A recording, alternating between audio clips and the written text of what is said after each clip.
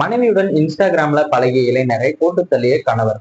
மதுரையில் நடந்த பரபரப்பு சம்பவம். நமது சேனல்ல பாத்தீங்கன்னா தினமும் நடக்கக்கூடிய பல்வேறு விதமான குற்ற சம்பவங்களை குறித்து உடனுக்குடன் செய்திகள் பதிவேற்றம் பண்ணிட்டு வரோம். நீங்களும் இது போன்ற செய்திகளை உடனுக்குடன் தெரிஞ்சுக்கணும்னா மறக்காம நமது சேனலை சப்ஸ்கிரைப் பண்ணுங்க, பெல் ஐக்கானை கிளிக் பண்ணுங்க.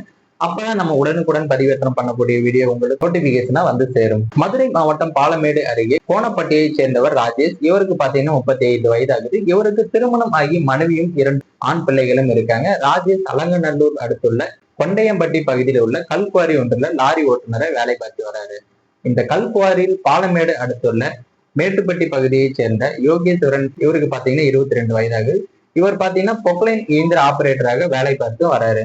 லாரி ஓட்டுநரான ராஜேஷின் மனைவியுடன் யோகேஸ்வரனுக்கு இன்ஸ்டாகிராம் மூலம் பழக்கம் ஏற்பட்டிருக்கு. இருவரும் நெருங்கி பழகி வந்த நிலையில இது குறித்து ராஜேஷ்க்கு தெரிய வந்திருக்கு.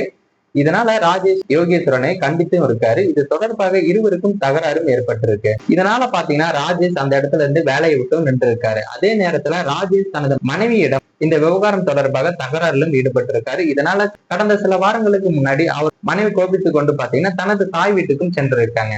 தாய் வீட்டுக்கு சென்ற ராஜேஷின் மனைவி யோகேஸ்வரனுடன் தொடர்ந்து இன்ஸ்டாகிராம்ல பழகி வந்திருக்காங்க. இது குறித்து அறிந்த ராஜேஷ் பாத்தீங்கன்னா யோகேஸ்வரனை தொலைபேசியில் தொடர்பு கொண்டு அடிக்கடி தகராறு செய்து வந்திருக்காரு. நிலையில நேற்று அதிகாலை யோகேஸ்வரன் வழக்கம் போல கல்குவாரிக்கு வேலைக்கு வந்திருக்காரு. அப்போது அங்கு வந்த ராஜேஷ் அவருடன் தகராறுல ஈடுபட்டிருக்காரு. இருவருக்கும் இடையே வாக்குவாதம் முற்றிய நிலையில அருகே இருந்த மரக்கட்டைகளை எடுத்து ராஜேஷ் பாத்தீங்கன்னா யோகேஸ்வரனின் தலை, முகம் போன்ற இடங்கள்ல கடுமையா தாக்கியிருக்காரு.